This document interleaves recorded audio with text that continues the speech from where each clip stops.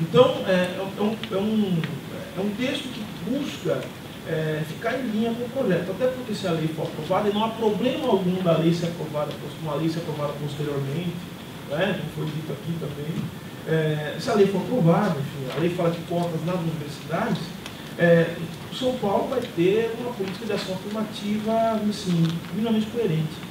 E eu quero chamar a atenção para um ponto assim, muito especial desse projeto, que é a instituição de mecanismos de controle social. Não adianta fazer política de ação afirmativa em que não haja vigilância popular sobre se o projeto está sendo cumprido.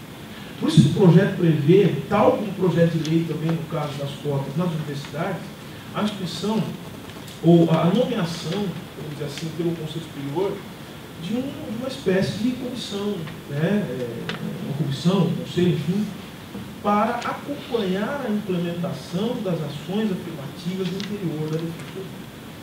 Tá? Então, veja, tem que ter controle social. Se não tem controle social, a gente já sabe o que acontece. O que vem acontecendo no Brasil há muitos anos. Há muitos anos. Então, vamos lá. Tem aqui no artigo 3º, no artigo 3º da resolução, tem o parágrafo 2º, na verdade foi só uma mudança de redação, né, assim, muito pontual, porque falava de portadores de necessidades especiais, então foi uma atualização para colocar pessoas com deficiência, tal como é redigido, tal como é falado pelos movimentos que tratam de pessoas com deficiência, ou que tratam dos interesses de pessoas com deficiência. Então foi só uma alteração assim, de redação para colocar o termo em vídeo. E eu acho muito importante essa coisa do termo, acho que é bom para a gente dizer isso, porque a nossa sociedade é uma sociedade em que a agressão à minoria ela se torna naturalizada.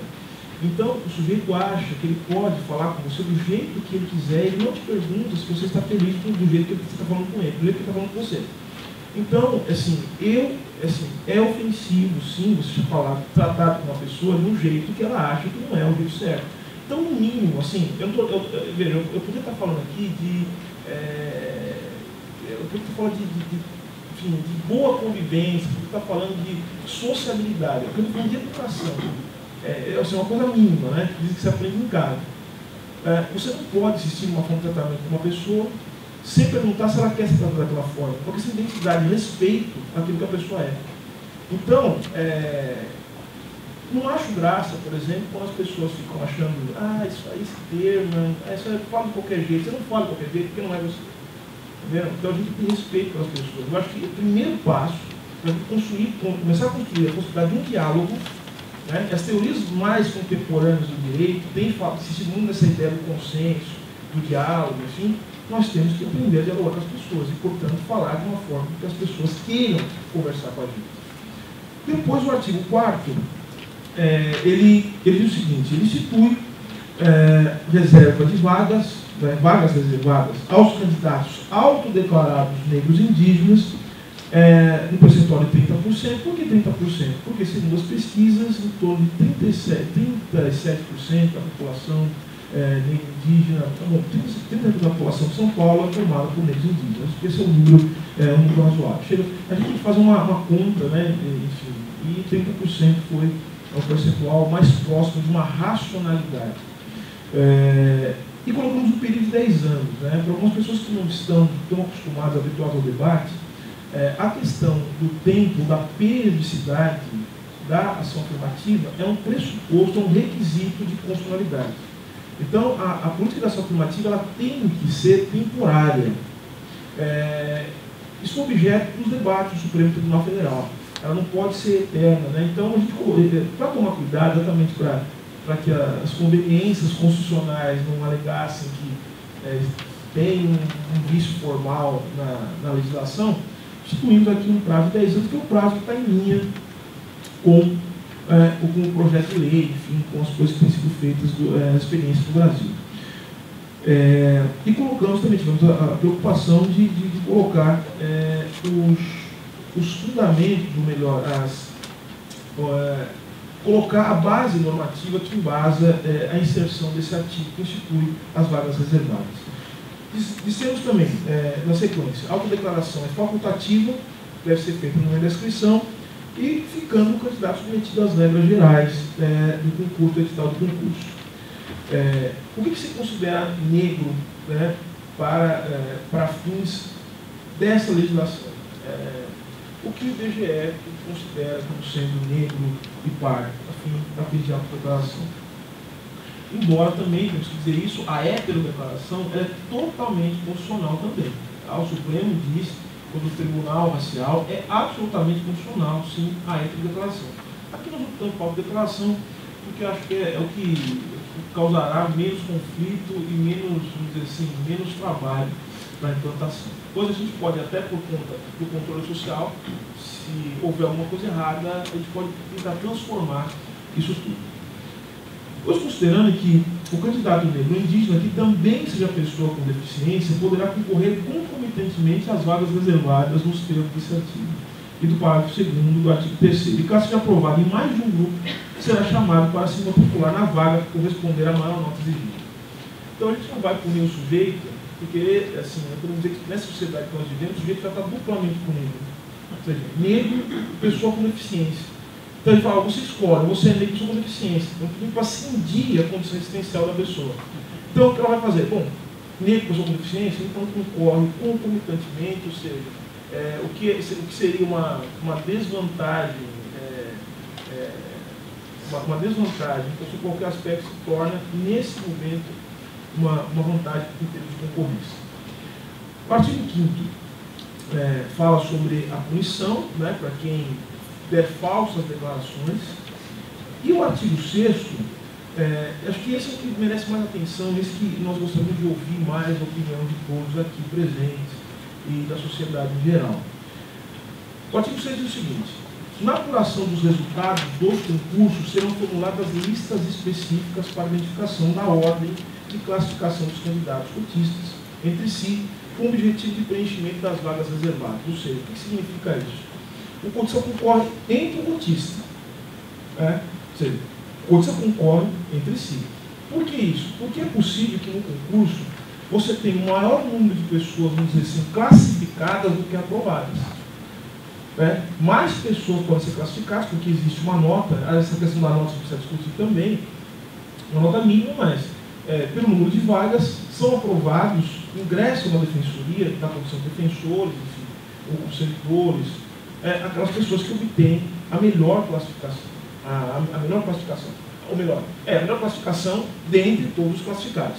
Então eu posso estar classificado, tirar a nota mínima, só que eu posso não ter sido aprovado porque eu não atingi aquele patamar, né, daquela nota que todo mundo teve e eu acabei não passando.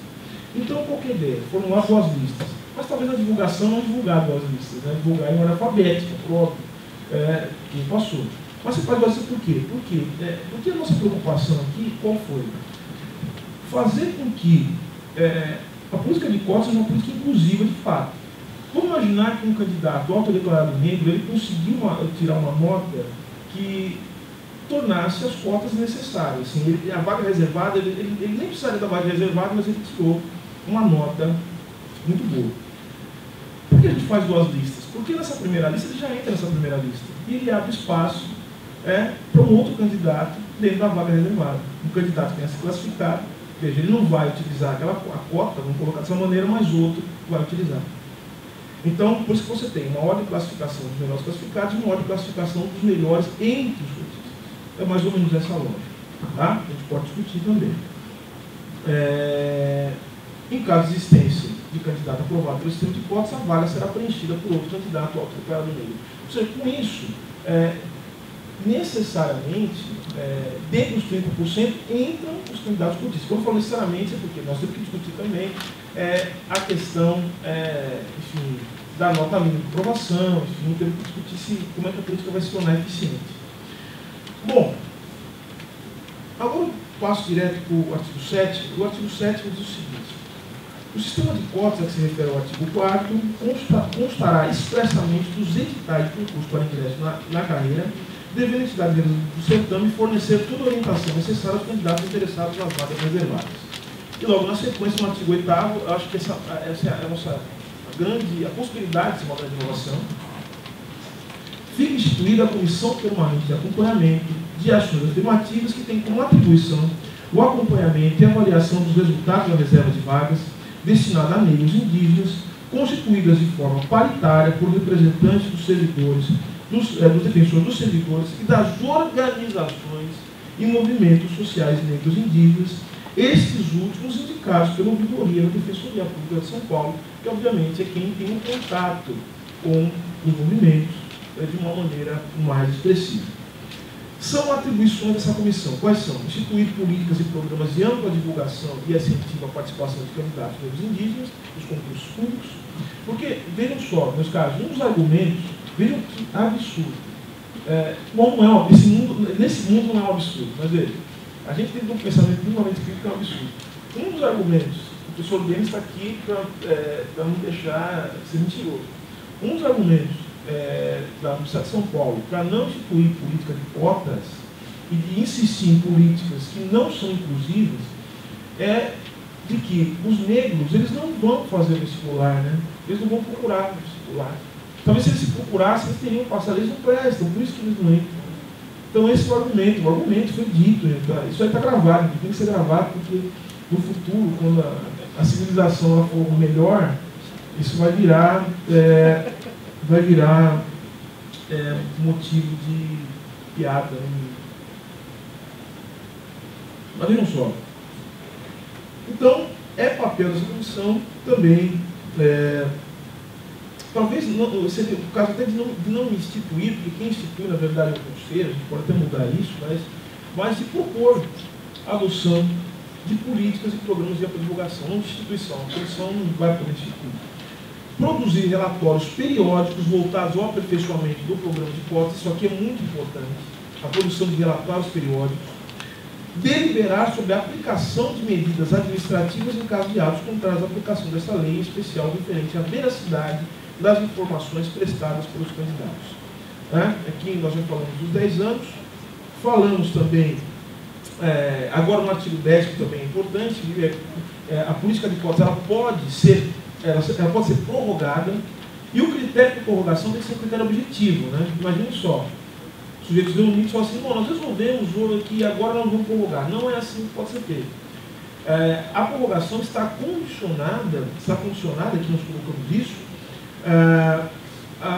aqui objetivamente é constatado uma diminuição nas desigualdades étnico-raciais que determinaram a implantação da política. E como se faz essa constatação? Bom, pesquisas, pelos institutos oficiais. Antes de você deliberar sobre a prorrogação ou não, tem que se tornar obrigatório a adoção de consulta da sociedade por meio de audiências públicas, a oitiva de especialistas sobre o tema. O professor Luiz Oliveira foi fantástico quando disse a gente não gosta de ouvir gente falando de coisas sobre negro, principalmente quando o negro está falando de alguma coisa que não interessa. Isso causa um incômodo fora do normal. Você chega num lugar para falar, porque assim, você está falando de si, você está falando de uma condição da sociedade, mas sempre te olha e fala assim, pô, o cara está falando de assunto de negro, né? Então, o pensamento por via reversa, né? Tudo assunto de assunto de branco também. Então, seria ninguém pode conversar mais nada na sociedade, porque, enfim, e não pode conversar mesmo. É que o racismo faz isso, né? O racismo faz exatamente isso. Ele trava o diálogo, não tem como conversar quando o racismo está no meio da mesa. Então, a defensoria tira o racismo do meio da mesa. Vamos conversar sem racismo. Aí a coisa pode mudar de figuras. Agora, então, vendo que 2 anos antes do término, isso aqui está no parágrafo 2º do artigo 10º, da vigência da reserva de vagas, caberá à Comissão Permanente de Ações Afirmativas a confecção de um relatório de avaliação dos resultados da política de cotas a ser apresentado ao Conselho Superior. E o Conselho Superior realizará audiências públicas prévias à deliberação sobre a prorrogação do sistema de cotas. Então, essa é a ideia, esse é o projeto. E tem mais uma questão que eu acho que é importante, que nós vamos encontrar essa questão lá no artigo 19, está bem para frente, na página 8, página 9, né? O que diz o artigo 19? O artigo 19 ele fala a respeito das provas, né, ou dos conteúdos referentes às provas para o ingresso na carreira de defensor especificamente. Nós inserimos aí um parágrafo terceiro para dizer o seguinte, que no tocante à matéria prevista na linha A, né, que é direitos humanos, a matéria de direitos humanos, dentre outros temas, deverão ser abordadas as políticas de promoção da igualdade e os direitos das minorias, que para isso serão indicados no edital de abertura das inscrições para o concurso de ingresso na carreira de defensor público 5 obras de autores nacionais ou estrangeiros de notória relevância para a disciplina, bem como conteúdo programático extraído a partir dessas obras, que será exigido nas questões. Então vejam, por que tem isso aqui?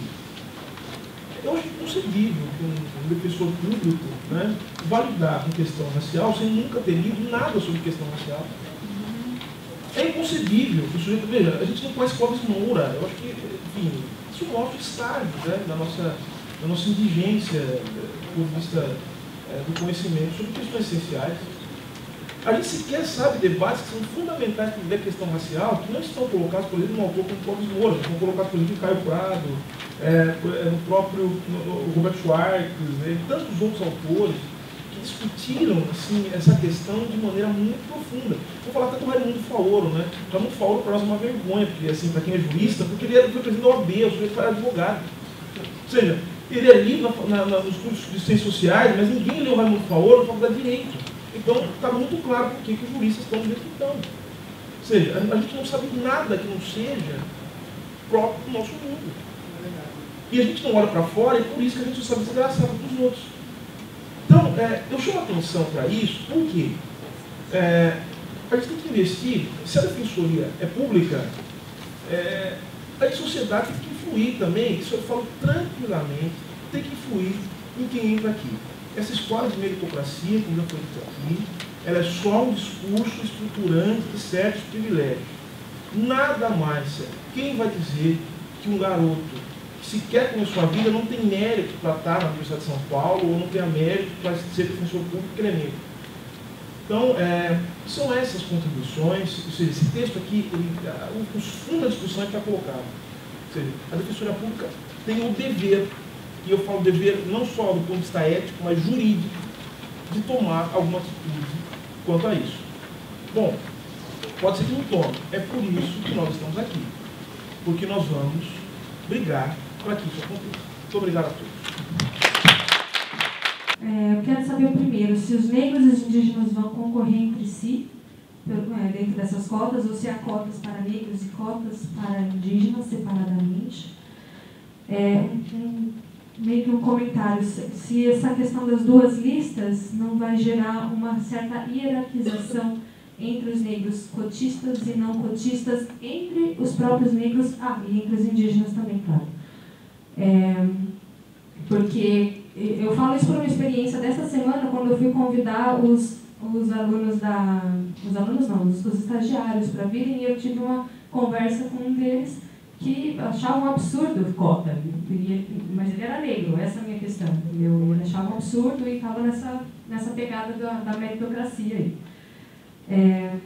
E um comentário sobre o que você falou, para eu seguir com uma pergunta. Você disse que o racismo trava o diálogo e o machismo trava o diálogo também. E a gente já viu isso acontecer aqui, há pouco tempo, aliás. Então, eu gostaria de sugerir que 50% das cotas fossem destinadas às mulheres negras e 50% das cotas, caso seja separado, seja destinado às mulheres indígenas.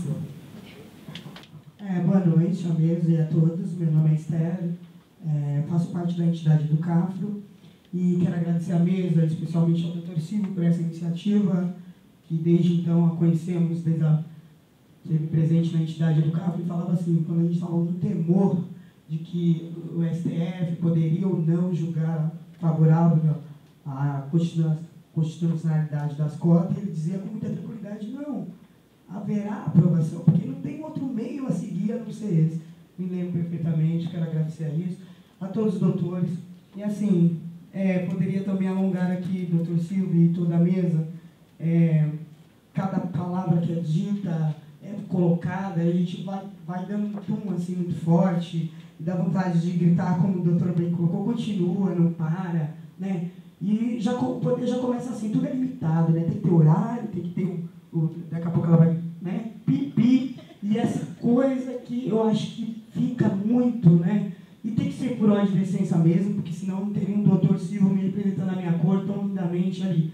Mas eu acho que algumas coisas também preciso, porque se a gente não colocar aqui, não é ensaiado, não. O doutor Silva, na colocação dele, a qual estou na corrida para alcançar, né, ao menos agora no final da formação, mestrado, doutorado, e ainda ouvir a voz dele, assim, de dentro do coração. A gente percebe quando anda nas instituições, a gente percebe quando anda na casa, né, aquela sensação ainda de racismo. Doutor, não é apenas só ele, desembargadoras, né, a doutora Maria Nesse, em Brasília, todos dizendo a mesma coisa, né? Não conforme eu digo, conforme a minha periferia, onde eu estou, todo dia escuto aquela fala, não dá. Por mais que eu morde, eu falo para os meus professores, se torna um pouco impossível, porque eu tenho que tecnicamente falar juridicamente, adequadamente, como essa sociedade determinou, mas ela não quer saber da minha dor, da dor do meu povo, e diz exatamente isso, resumidamente, isso é passado, já passou, vamos à frente. Isso, sim, é o que mais machuca, além de qualquer tipo de aprovação. Se isso for limitado, derrubado, juntamente com as aprovações de cota, já vai ser muito útil, porque festejamos a constitucionalidade de cotas. Aí, no decorrer do dia, aí a coisa ainda continua. Aí depois vem a aprovação, aí depois vem a presidente Dilma, a qual o doutor Renato bem colocou, com toda a correria, por respeito, não houve tempo sequer de ver qual foi a aprovação. Veja, não tem como, porque é uma coisa muito... E foi muito rápido, tá? Muito tímida. Como nós estamos acompanhando, aí a gente sabe, até por isso nós estamos no jornalzinho, fazemos questão de colocar, né? Estivemos tão recentemente na porta do Ministério do Planejamento, porque das vias da CEPI, das vias de colegas, a gente tem que se ajuntar agora, sabe? O movimento negro, cada um de sua instância passa a informação, então, mediante, vamos à greve de fome, porque o projeto está lá engavetado dentro do Ministério do Planejamento, está lá há 3 anos, sabe? Ao invés de cuidar, sabe, do meu trabalho, de terminar a conclusão, não, vou abraçar a ideia, aí precisa ficar lá, greve de fome, gritando, se atropelando, sabe por quê? Porque a forma do sistema resolver agora é por aí, sabe? Aí o clamor fica em outro, ele colocando parecer como doutor, o movimento colocando como servir, sabe? E o grupo, como a gente está sendo chamado, grupo de grevistas, grupo de rua, de baderneiros, graças a Deus essa palavra não veio não, porque senão eu vou chamar o doutor Silvio para entrar no parecer, porque é o meu direito de brigar pela cota, onde quer que seja. Então, até aí. E com isso, aí quando vem o resultado, ficamos alegres e felizes. Mas ainda vamos passar então, agora vem a Defensoria Pública do Estado, vamos discutir, vamos colocar na mesa. Graças a Deus que há resultado.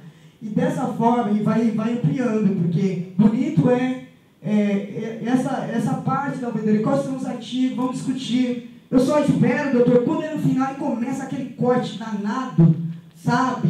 Que nem a doutora já colocou ali, não, e os índios, né? Quer dizer, é uma coisa, o Brasil fez um problemático, uma problematização, que agora é complicado resolver.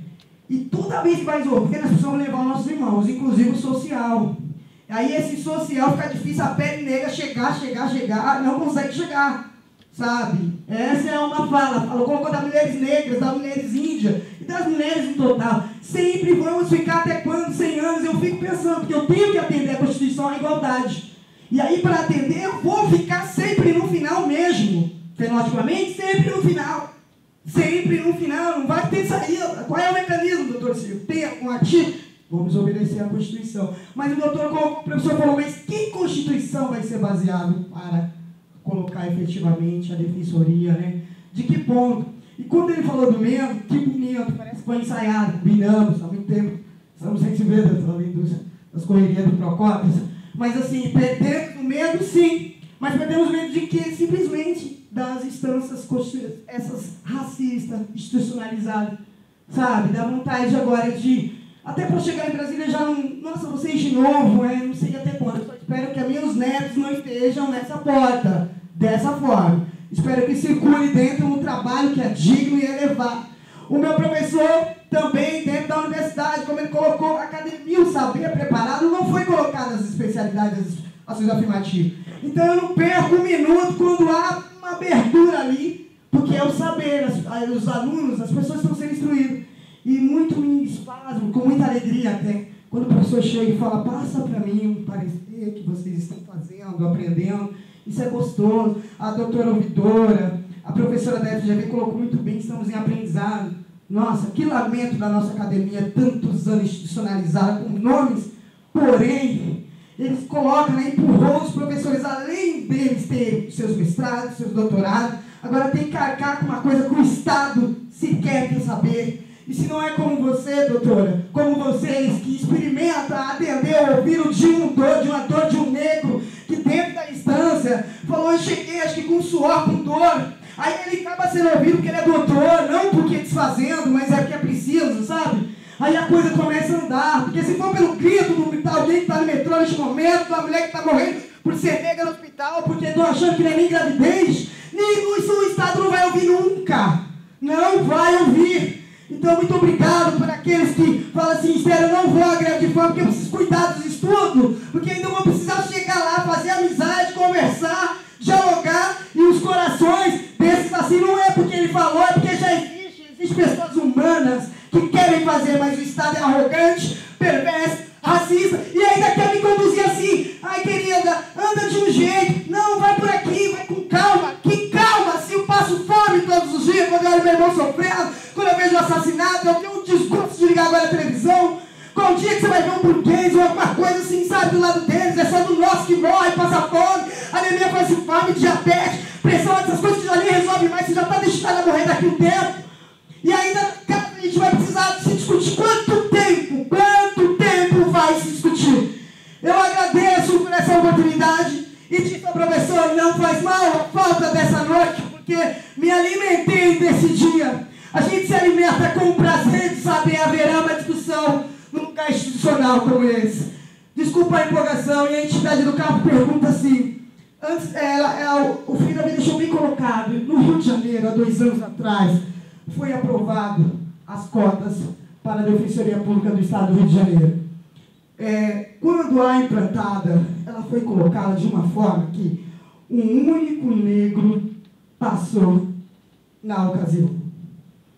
O que será que houve, assim como colocou o professor, perdoe pela emoção, que racismo é esse? Que eu vou enganar esse povo, então, em uma outra forma de conduta. Um só negro passou pelas cotas.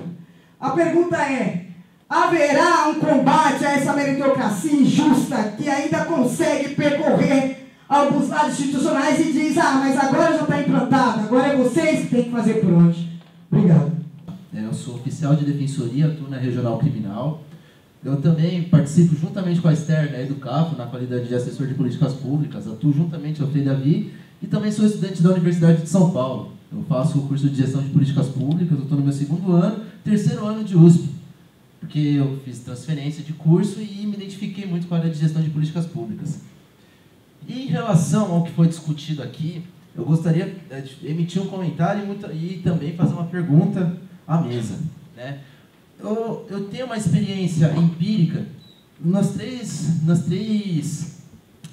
instituições da onde eu atuo, quais sejam a Universidade de São Paulo, a Educafro e a Defensoria Pública do Estado. Como eu sou servidor da Regional Criminal, né, especificamente na Coordenadoria Regional Criminal,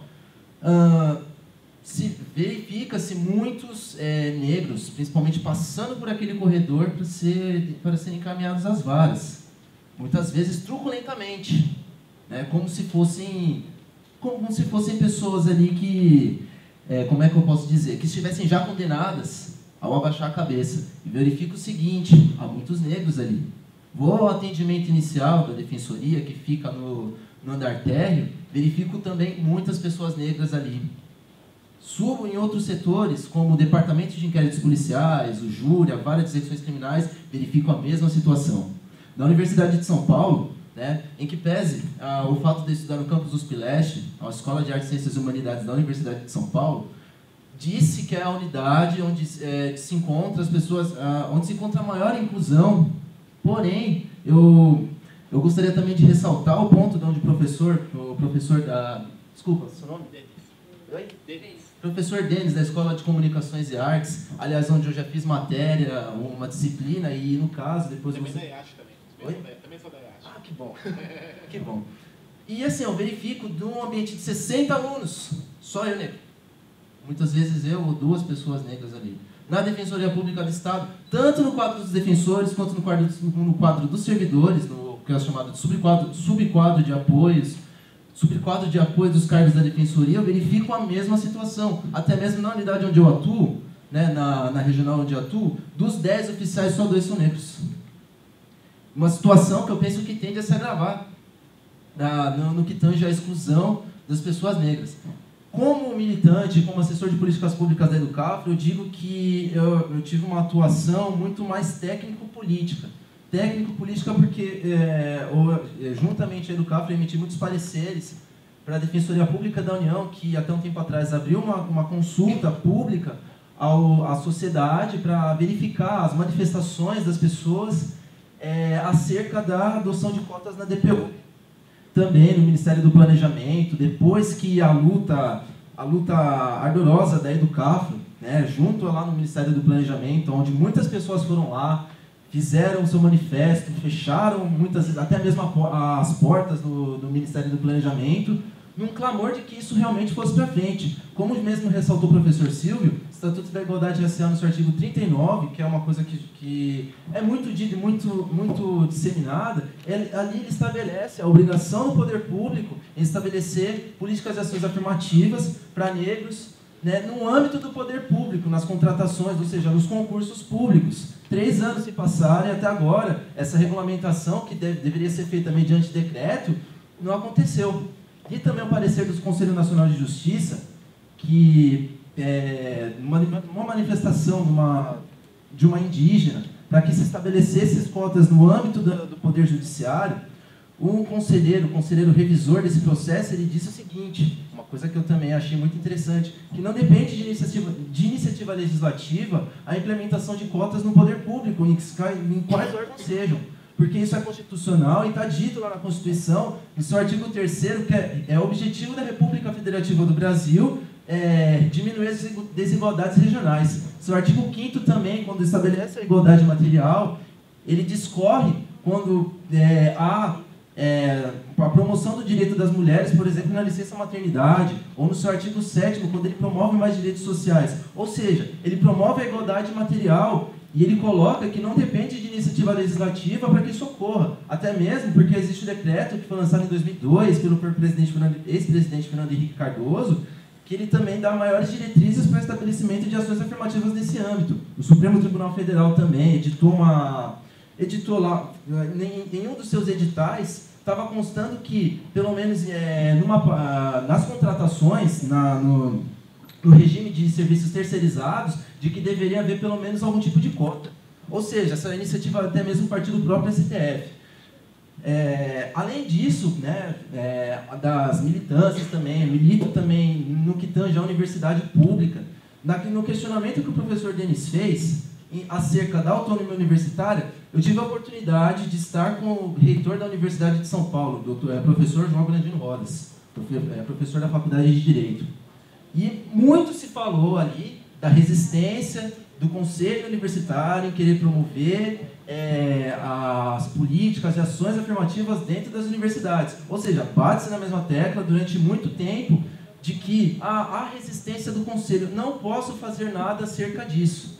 No que tange também a exclusão, tanto dos negros pobres, também tenho uma experiência empírica de que eu sou professor também. Eu sou professor de um dos núcleos da Educafro, professor de técnicas de redação e atualidades, onde eu não vi divulgação nenhuma acerca da política de cotas nas universidades.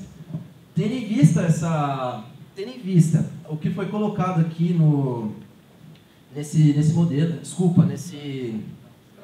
nessa proposta, uma coisa que eu verifiquei também, pelo menos na lei de cotas, no decreto da lei de cotas, essa comissão ela fazer sugestões para os Ministério da Educação, a Presidência da República, de fazer sugestões acerca de como se pode implementar durante esse tempo que está sendo estabelecido a política de cotas, daquilo que pode ser mudado. Ao que eu conheço aqui do Conselho Superior, isso precisa ser protocolizado, né, para que isso possa gerar um processo, para que possa ser designado um relator e que, a partir disso, isso possa ser discutido amplamente no Conselho. O meu questionamento até um questionamento, até mesmo uma sugestão de que seja colocado pelo menos um inciso, algum parágrafo, que diga respeito a essa questão desse Conselho ter poder para emitir um relatório, para emitir um parecer a ser discutido no Conselho Superior e até mesmo virar algum tipo de deliberação do Conselho Superior da Defensoria Pública. Muito obrigado. Boa noite a todos. Boa noite à mesa. Queria parabenizar a mesa pelo grau de conhecimento que tem sobre isso. É a primeira reunião, um debate que eu participo sobre a questão do movimento negro com esse alto grau de conhecimento, né? Me fez lembrar, por exemplo, Cruz e Souza, em 1920, quando trouxe o modernismo para o Brasil. Suas obras foram impedidas de ser publicadas pelo fato dele ser negro, né? Um grande jornalista e escritor da época. Mas a minha pergunta vai para o professor Denis, em relação à questão das cotas, sobretudo no estado de São Paulo, né, que é onde ele atua, na Universidade de São Paulo. A exemplo da Defensoria Pública, outras instituições públicas no estado de São Paulo seguirão esse mesmo exemplo? Né? E a outra questão também que me faz preocupar em relação à nossa sociedade foi no dia 6, agora, quando a presidente Dilma pegou um projeto de lei sobre a questão das cotas no serviço público e encaminhou para as duas casas, né? Primeiro para o Senado, que tem um prazo de 40 dias para votar em regime de urgência urgentíssimo, e depois 40 dias também para a Câmara aprovar esse mesmo projeto de lei. E aí você vê o grau de insatisfação, de uma certa forma, na nossa sociedade, e a complexidade, né? Porque o que eles questionam é o seguinte: se o método, se é essa a fórmula, existe muitas etnias no Brasil para se aprovar a cota, né? Então, haja visto que vai ter muitos problemas, né? E era isso, né? E eu queria só dizer também que sou militante do CAFRO, né? E venho acompanhando essa luta, assim, com muita, você entendeu, simpatia, né? Até porque a gente fez algumas viagens em Brasília para tratar desse tema, mas eu acho que está muito bem formada a mesa que nos coloca uma posição como essa. Obrigado. Bom, meu nome é Roberto Ribeiro, eu sou acadêmico de psicologia da Unisa, eu sou militante também da Educafro, e eu queria parabenizar a mesa aí, que é de alto nível, a discussão é propícia, está na linha de fogo do que se vem tratando. E se falou aí cumprir o mandato institucional. Eu quero fazer a referência, qual o Renato já falou, sobre o governo de São Paulo, que não adota as cotas na Unicamp, na Unesp e nem na USP. E nos apresentou o PIMESP, que é uma cópia aí das cotas americanas, que quase nos Estados Unidos, como o doutor falou, os negros americanos já nem utilizam mais o sistema de cotas, né, o college. Eles, em alguns momentos, eles optam pelas cotas sociais em vez das éticas. E dizer também que nessa questão aí da defensoria, até que se adotasse um modelo do STF, na questão aí da USP, do governo que resiste, que foi votado, o modelo que foi votado lá no Superior Tribunal Federal. A questão do percentual também, eu acho um percentual de 30%, um percentual até bom. E dizer que nessa questão do controle social é importantíssimo a gente ficar de olho. E eu acho que na questão de se declarar negro, na autodeclaração, tem que ser uma autodeclaração anterior ao processo das provas, né? E que a gente tem aí os instrumentos de punições já definidos, né? Para que se puna o cidadão que vai burlar essas leis. Estou falando isso porque eu fui um dos 6 que estavam lá no Ministério do Planejamento e que nós arrancamos essa carta que está aí na página principal do Jornal do Educafro. Eu fui um dos 6 que fiz a greve de fome e lá nós negociamos com os técnicos, os homens de confiança da Dilma Rousseff e da Miriam Belchior. Colocou-se lá na mesa, olha, não se pode discutir detalhes técnicos enquanto há situações morais lá fora.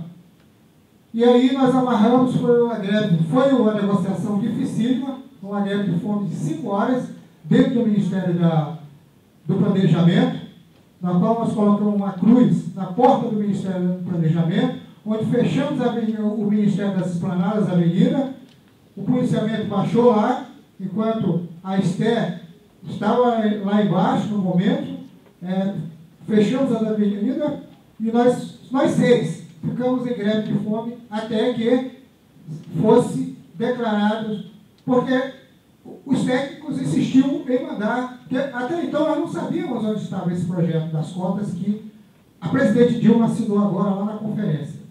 Ela tinha dito para o Frei Davi, tudo bem, se os ministérios se entenderem, eu assino, beleza. Mas onde está o projeto? Soubemos que estava no planejamento, no Ministério do Planejamento, e fomos para lá, na viagem agora, no mês de abril, mês de outubro, dia 23.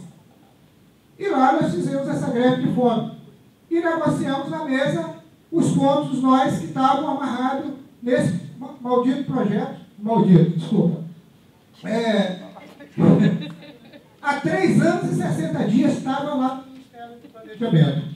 E eles queriam empurrar o projeto para a Casa Civil, para a Gleice Hoffmann. Eu disse, não, vocês são homens de confiança da presidente Dilma e vocês vão decidir agora. Vai ter que chegar na Casa Civil já definido. E aí houve-se um impasse, mediado pela Janete Piedade, que estava conosco. Já concluo. E nesse interim nós conseguimos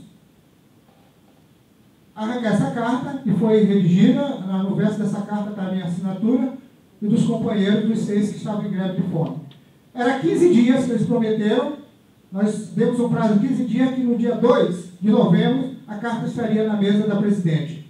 E aí eles disseram, não, em 10 dias nós vamos nos comprometer de que a carta vai estar na mesa da presidente. E no dia 2 a carta foi para lá e nos surpreendeu que a presidente Dilma chegou agora na terceira conferência da igualdade racial, já assinando o projeto, mandando para as 2 casas, do Congresso e a Câmara dos Deputados federais. Aliás, são 45 dias, e se em 45 dias eles não botarem o projeto, as pautas serão trancadas. Ou seja, um projeto de 14 milhões queimaram lá em 3 anos, não sei quantos milhões desse projeto, brigas dentro do sistema do governo, atrapalhando um processo vital de crescimento para o nosso país. Porque nós negros, nós não estamos pensando só em nós. Nós não somos, nós não estamos pensando em exclusão social. Porque nós sabemos que nós não vamos ganhar essa luta sozinhos. Então, nós estamos pensando e lutando com todos. Aí, houve um caso interessante que lá nessa questão das cotas, que isso deve valer aí para a defensoria, que deve ficar de olho, e nós fomos lá no Itamaraty. O cidadão, ele passou na prova e ele está lá, acho que vai para a segunda fase. Se declarou negro, passou, está lá dentro, e o cidadão é branco de olhos verdes. E aí nós fomos falar com o embaixador Melo. Nós tivemos uma audiência lá e disse, olha, vai ficar desse jeito, enquanto não houver um instrumento, um mecanismo em que eu possa ter um parâmetro para que eu possa me posicionar diante dessa situação. Porque se o Ministério da Saúde faz um projeto, eu faço um projeto aqui na Embaixada, aqui no Itamaraty, lá em outro ministério, tem outro projeto, vai ficar assim mesmo. Agora, com esse projeto que a presidente Dilma se sensibilizou e aprovou, eu acho que agora ele tem um instrumento e um mecanismo de defesa. E eles lá até andaram pesquisando em vários estados, porque alguns nós, eu pedi 50% lá nas cotas, eles acharam muito, pensaram em 40%, aí eu disse, olha, mas vocês deveriam adotar o modelo do STF. E aí foi se desatando o nó. E eles fizeram várias pesquisas para chegar nesse modelo, que agora me surpreendeu até 20%, mas ela pediu a cota mínima de 20%. Pode até ser que aprove com 30%. Mas foi isso, foi um sucesso. Agora, o entrave maior que ele queria saber da gente, como é que é esse sistema de vigilância. E a questão das punições. Porque esse caso aí do Itamaraty está rolando lá em Brasília, eles não sabem como sacar o cara de lá. Então, declaração anterior, e a gente sabe que a discriminação é pela cor da pele mesmo, não tem jeito. O sujeito se declara negro. Você é negro, se vê pela cor da pele que o cidadão é negro, acho que deve ser o primeiro item. Né? Declaração anterior, a autodeclaração. Instrumentos de punições. Qual vai ser? Instrumentos de vigilância. Como é que vai ser? Boa noite, pessoal. Eu sou membro do Conselho da Ouvidoria, da Defensoria, e vou fazer uma proposta, na verdade uma pergunta de proposta para vocês, por conta do acompanhamento que eu tenho por curiosidade, por dever de ofício, também em relação aos outros concursos. A questão de se disputar em listas diferentes, né, mais do que razoável, mas quando você passa para a segunda fase, está prevista na deliberação uma nota de corte. E essa nota de corte, né, talvez seja um limitador, né, porque a gente reconhece como pressuposto que as pessoas estão entrando em situações desiguais no concurso, mas na segunda fase, para quem não sabe, a primeira fase é uma prova objetiva, né, de teste, e a segunda fase é composta por 2 provas escritas. E nessas provas escritas há nota de corte, nota mínima. E é aí que a coisa pega, porque se você parte do pressuposto de que as pessoas estão entrando em situações desiguais, na primeira fase elas concorrem entre si. Agora, na segunda fase, embora elas concorram entre si, isso não faz tanta diferença. O que faz diferença é a nota de corte. Então eu queria, na verdade, saber se existe uma proposta ou se existe alguma ideia para trabalhar isso, porque a nota de corte, ao mesmo tempo em que tem por ideia garantir um mínimo conhecimento para que o serviço a ser prestado por esse futuro servidor seja de qualidade, ela também tem aí um caráter de igualar pessoas que estão em oportunidades diferentes. Tem oportunidades diferentes, tem condições diferentes nesse concurso e, portanto, ela, planificando isso, traz a desigualdade para uma fase seguinte. E aí a coisa seria uma mera ilusão. Na primeira fase, beleza, está ótimo. Agora, na segunda fase, né? Então, essa a pergunta dolorida que eu deixo aí. A minha pergunta ela vai ser, com certeza, mais política do que jurídica, né? Pensando que o Brasil, né, ele aí se constitui através da ideologia racista, né? A ideologia é um conjunto de ideias, né, que vai formando aí as relações sociais, né? E aí eu fico pensando em 3 aspectos, né, em relação à defensoria. A defensoria é um órgão público, onde as pessoas procuram, as pessoas pobres, majoritariamente negras, né, que procuram a defensoria, e muitas vezes essas pessoas que procuram a defensoria, elas têm um atendimento não muito adequado, né? Primeiro porque o defensor não sabe a realidade e o contexto social que essas pessoas que estão procurando a defensoria estão. Então, geralmente, quando eu ouço as pessoas falando que vêm na defensoria, elas falam, eles nem sabem meu nome, né? Eles não sabem nem o meu caso, o defensor não olhou nem na minha cara, né? Então, isso é um problema. A maioria desses defensores, aliás, todos os defensores são brancos, né? A maioria dos atendidos na defensoria são negros. A gente sabe que a estruturação, né, da desigualdade no Brasil é decorrente de fatos históricos e o racismo ele determina, juntamente com o capitalismo, o machismo ele vai determinando essas relações. Nesse sentido, eu gostaria de fazer uma questão concreta, né, em relação ao próprio núcleo étnico-racial da defensoria. De que forma esse núcleo ele está de que forma esse núcleo ele vai aprofundar, né, no entendimento das relações raciais no Brasil. Porque eu sinto que a falta disso, né, dentro da defensoria. Então, entender essa relação, né, essa relação que parte da galera que é formada no direito, que a gente sabe que é uma galera que é racista, que aí ela vem aqui e vai ser o defensor público. Então, que processo de formação, que processo de aprofundamento, que processo de estudo mesmo, né, que a defensoria está pensando para se discutir, para se debater e, para além disso, né, para fazer a apreensão do que significa o racismo no Brasil, né, do que significa o racismo, que aí tem o desdobramento do genocídio, né, que aí são jovens negros que estão morrendo, né, das mães que vêm aqui procurar a defensoria, que o defensor não sabe que ela mora lá no Capão Redondo, que ela pega 300 ônibus para chegar aqui, mas ele não entende isso, ele não pergunta nem o nome dela, né? Então, de que forma a defensoria também está pensando, a partir aí da Constituição de Cotas, nessas relações, né? Que são relações, para mim, muito complicadas. E outra questão é em relação aos futuros cotistas que entram na defensoria, né? Eles vão sofrer retaliações, né, dentro da própria defensoria. Então, que tipo de ações, né, que a defensoria vai fazer, né? Então, eu sempre penso em questão, em estudo, né, em formação, né?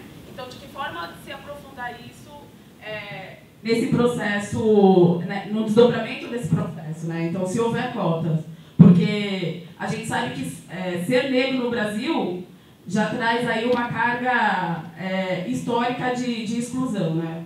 Ser negro, primeiro que as pessoas não acham que a gente possa ser advogado, que a gente possa ser executivo, que a gente... Então, os advogados, defensores que entrarem nessa casa, cotistas, que tipo de relação vai ser estabelecido nesse processo? Porque a gente sabe que nas universidades os negros são tidos como burros, né? Os negros cotistas, né? São burros, inconsequentes, enfim. Uma série de coisas que a gente ouve, que agora os estudos já trouxeram que isso não é verdade, né?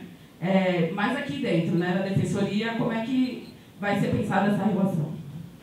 Meu nome é Aide, eu sou estagiária da Defensoria Pública, sou estudante do último ano de Direito da PUC de São Paulo e também faço Ciências Sociais. Fui coordenadora também durante 2 anos no Núcleo de Consciência Negra lá na USP. Primeiramente, eu gostaria de parabenizar a ouvidoria, em nome da Luciana Zafalon, aí, por propiciar, né, essa oportunidade de a gente debater um tema tão importante hoje em dia. Também parabenizar todos os expositores da mesa. Eu, enquanto estagiária da Defensoria, tenho um apreço muito grande, né, por essa instituição. Acho que a Defensoria Pública tem um papel essencial na nossa sociedade. Só pode existir processos criminais, só pode existir essa demanda aí jurídica criminal porque existe a Defensoria Pública, porque mais de 80% dos réus não tem advogado particular para pagar perante a justiça. Então, é a Defensoria Pública que faz esse trabalho. Além disso, a Defensoria Pública é prevista desde a Constituição de 88, né? Então, e em São Paulo, a gente percebe o retrocesso e o atraso, né? O pensamento conservador de São Paulo, que somente em 2006, que criou a Defensoria Pública. Antes disso, como que os assistidos tinham a defesa, né? E a gente sabe que, como os companheiros aqui já colocaram, né, a grande maioria dos assistidos são pretos e pobres. E a maioria dos defensores são brancos, né? Então, assim, cotas raciais na defensoria é simplesmente uma questão dos assistidos se sentirem representados. Eu, por exemplo, sou estagiária da Defensoria Pública. Eu posso sonhar em querer entrar na defensoria, eu posso sonhar em querer ser defensora, né? Sendo que eu não vejo nenhuma defensora negra, né? Conheço agora uma Isadora, que, enfim, conseguiu transpor essa barreira. E acho também muito importante a gente ir também para além do debate. O Estado de São Paulo, ele implementou as cotas cotas agora em 2006, tem vários, a Defensoria em 2006, tem vários estados do Brasil que ainda nem implementaram a Defensoria, né? Paraná agora de 2013. Mas, para além do debate das cotas raciais, eu acho que as cotas raciais ela cumprem o papel objetivo, né, de ter defensores negros e negras na defensoria, já que a maioria dos assistidos são negros e 35% da população são pretos e pardos, né, ou seja, o contingente chamado de negros.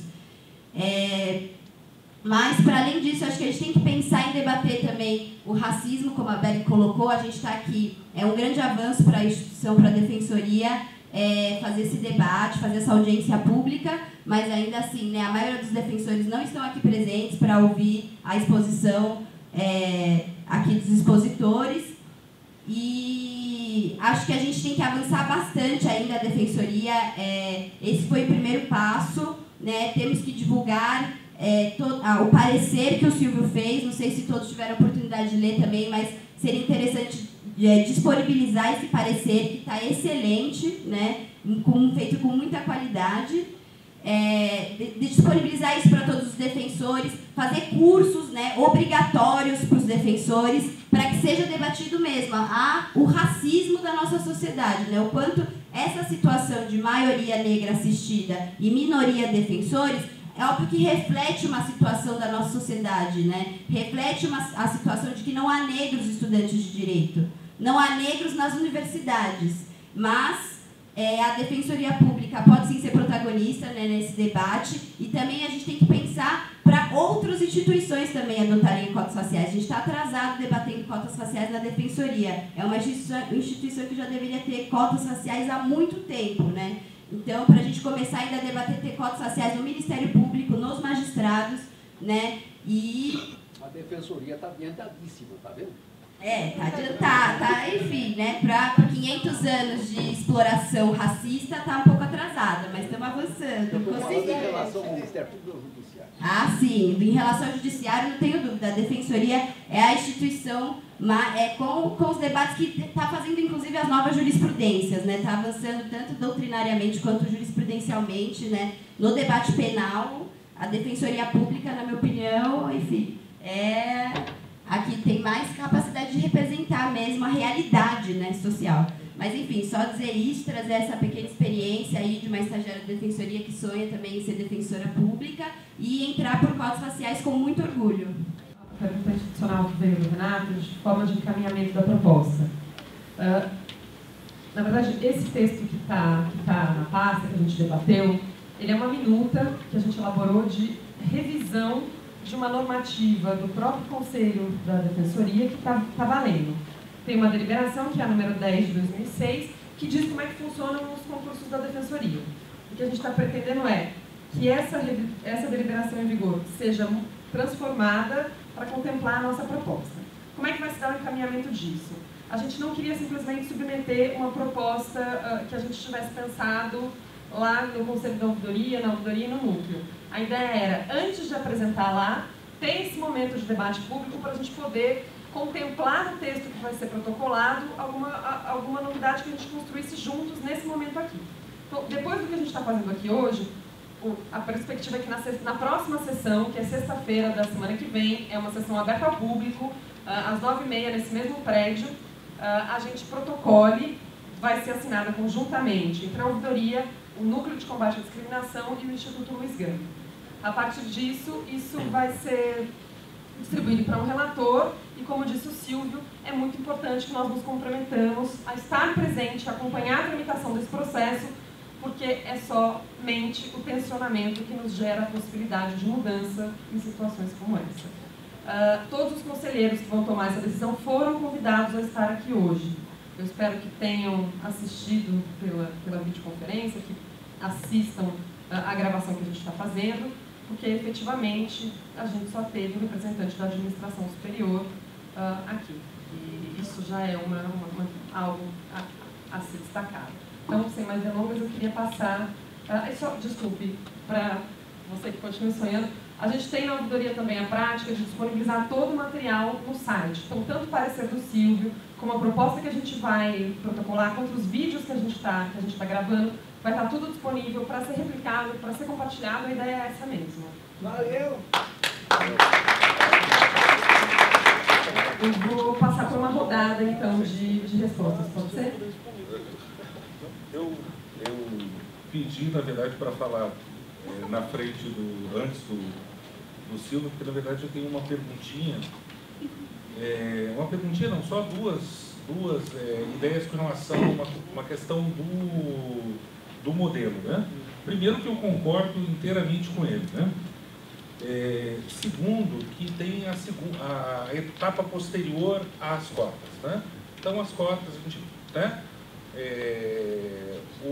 Os ativistas negros tensionam, conseguem sensibilizar parte do poder que é composto quase sempre por pessoas brancas, que naquele momento está sensibilizado, passamos para o momento seguinte de implantação do sistema. Daí a gente olha, no primeiro momento, há algum alarde sobre o tema, e depois, com o passar do tempo, aquilo vai desaparecendo, né? Por que eu digo desaparecendo? Um exemplo bem simples. Alguns anos atrás eu fiz uma pesquisa sobre os sites das universidades, antes da lei federal, para ver em quais universidades aparecia negros fazendo propaganda dos vestibulares. Eu comecei a olhar, daí não tinha. A única que tinha, era um caminho na UNB. E a minha pergunta é uma pergunta simples. Como um jovem negro, 17, 18 anos, que escuta uma porção de coisas negativas sobre cotas, vai chegar na cara da universidade e vai se inscrever, né? Ele chega no site e se inscreve como, né? Então, eu acho que tem uma questão do ambiente institucional que talvez já pudesse ser adiantada aqui de alguma forma, que é como a gente vai fazer, né? Eu acho que talvez algum dispositivo que deixasse bem claro que a ouvidoria se compromete nos anos de implantação de cotas a fazer propaganda explícita do programa como um carro-chefe, né? Como algo que é importante para a sua instituição. Mais ou menos como a gente vê naquelas universidades americanas, que eu também não acho que os americanos são maravilhosos, mas você abre lá, tem um estudante negro na Harvard, tem um Michigan, tem um estudante negro, tem um estudante asiático, tem mulher. Agora, você não vê isso nas universidades brasileiras, né? A outra coisa que também me ocorreu um pouco, que eu acho que talvez fosse interessante, eu não tenho uma solução para isso, não consigo pensar agora, nesse exato momento, mas eu conheço algumas pessoas que já debateram o tema, que é o problema da ordem de chamada. Que isso também tem que ficar claro, porque senão já vi programa de cotas que se adota o critério da chamada, e daí o que acontece? Na chamada o cidadão fica esperando eternamente. Daí você tem uma outra forma de conseguir a desigualdade, né? Agora, não na ordem de classificação, não no sistema de classificação, no sistema de chamada. Então, talvez fosse interessante pensar, eu acho que não precisa dar uma resposta agora, mas pensar em criar um dispositivo para a questão da chamada. E a outra coisa que eu gostaria de falar é com relação à questão da cultura institucional, né? Eu gostei muito de algumas falas que disseram o seguinte: como é que vai ficar esse defensor aqui dentro? E é isso mesmo. Então, eu acho que poderia também já ser pensado, porque a gente sempre vive entre dois mundos. O mundo daquilo que a gente consegue e o mundo, na verdade, daquilo que a gente quer e precisa. Mas, se for possível tensionar um pouco mais, talvez já deixar isso evidenciado, que isso aqui não é apenas um concurso, isso aqui é um programa de inclusão étnico-racial da Defensoria. E dentro desse programa de inclusão tem uma das ações que é essa.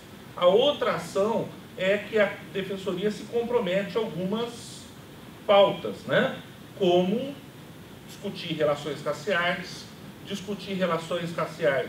no âmbito da formação de pessoal, não apenas com defensores, mas também com os funcionários, como uma forma de prevenção a efeitos negativos esperados de qualquer inclusão numa sociedade racista, né? Então, o racismo não é um efeito inesperado, nenhuma consequência das cotas. É aquilo que acontece quando você vê pessoas em lugares que o racismo coloca como não lugares desejáveis. Então, a gente não pode imaginar que não vai ter um funcionário negro discriminado. Vai ter. Então, o comprometimento da defensoria eu tenho que fazer um treinamento com o pessoal, uma sensibilização para diminuir isso de alguma forma. Então, talvez pensar em algum mecanismo, mas eu também digo o seguinte, Silvio, se não tiver isso, o mundo possível está ótimo, né? Se não tiver, está ótimo, né? Se tiver, fica perfeito, né? Mas também não adianta. Tem um outro procedimento de acabar com os programas de ação afirmativa, que é isso. E a perfeição, e a perfeição, e a perfeição, né? Nada que a administração pública faz é perfeito, mas um programa de ação afirmativa ele tem que prever todas as possibilidades, todos os fatores, e tem que ser uma soma perfeita que vai transformar a realidade de um jeitinho só, né? Isso não existe, né? Ele é um tensionamento aí do real, né? A outra questão é que eu acho esse tema sensível e eu discordo, em geral, da forma que ele é abordado. A minha tese de doutorado foi sobre a identificação racial, né? E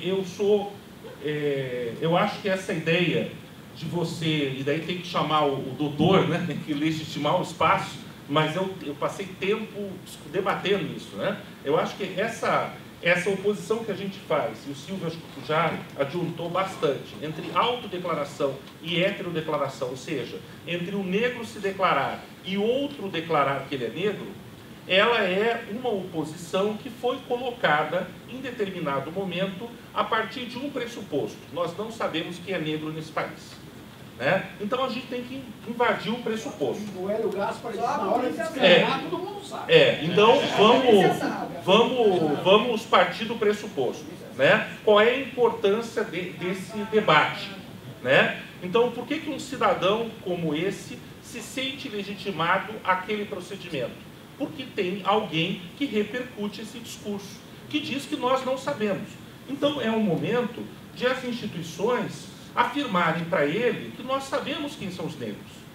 E sabemos a tal ponto que nós sabemos que ele, na verdade, rompeu com uma norma do concurso, que ele não se destina àquela política pública e ponto. Então, a solução institucional é essa mesmo, é procedimento administrativo, ele que justifique porque ele se inscreveu no concurso e, obviamente, a única decisão possível é a exoneração. Tá? Mas isso é gravoso na vida do cidadão. Gravoso é ele se inscrever num programa para o qual ele não está destinado. E a base, gente, daí a gente volta, a finalidade do programa é incluir pessoas que são potencialmente discriminadas pelas suas características físicas reconhecidas socialmente como traços identificadores de ser negro. É isso. A pessoa, por mais, eu sempre lembro daquele, desculpem, vou estar filmando isso, mas não sei se vocês conhecem um desenho que é a Era do Gelo, e que tem um mamute, né, que encontra uma outra mamute, né, que na verdade vivia com uma família de gambás, né, tanto que ela enrolava o seu rabinho na árvore.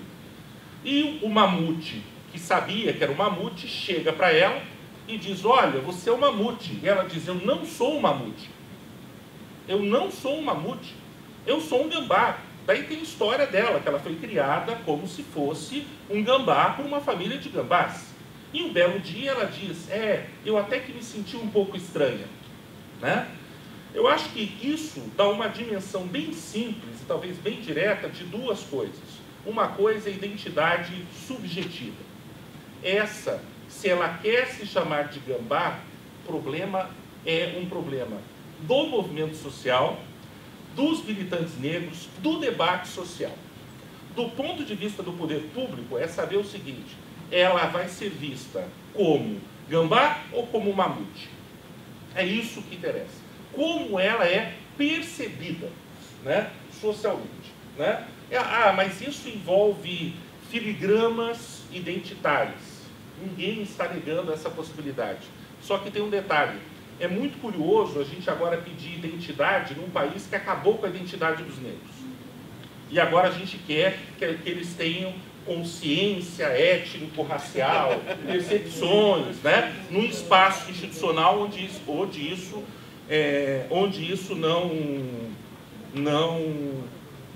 não foi possível. Então, assim, para finalizar o argumento, eu colocaria da seguinte forma: não existe uma oposição entre autodeclaração e heterodeclaração. Nós temos um procedimento que envolve a autodeclaração. Por quê? Porque ninguém pode obrigar o outro a querer ser chamado como ele não quer. Então, ele tem que falar: olha, eu sou negro, eu quero participar do programa de cotas. Se ele não quiser, não tem problema. Ele continua vivendo a vida dele. Né? Então, tem que atender primeiro o princípio da liberdade e segundo o princípio da igualdade. Né? Qual é o problema? Se ele diz que é negro, ele não pode pegar a vaga de alguém que é discriminado. E ele não é. Né? Então, a ideia de que um branco possa se declarar negro e que isso não tem problema, é óbvio que tem problema. É violação absoluta. A outra coisa é a invocação da Convenção, acho eu, 169, que trata da autodeclaração. Gente, vamos fazer uma distinção. Não estou trabalhando com identidades coletivas.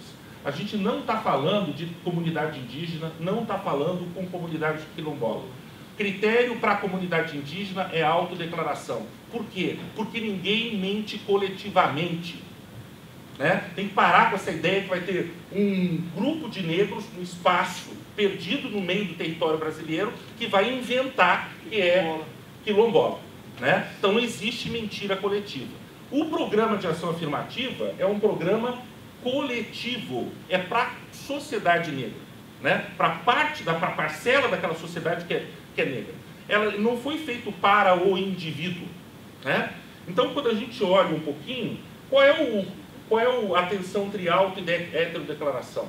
Para o cidadão participar de um programa de ação afirmativa, no mínimo, é necessário que haja uma percepção dos negros de que eles estão sendo incluídos por aquele cidadão.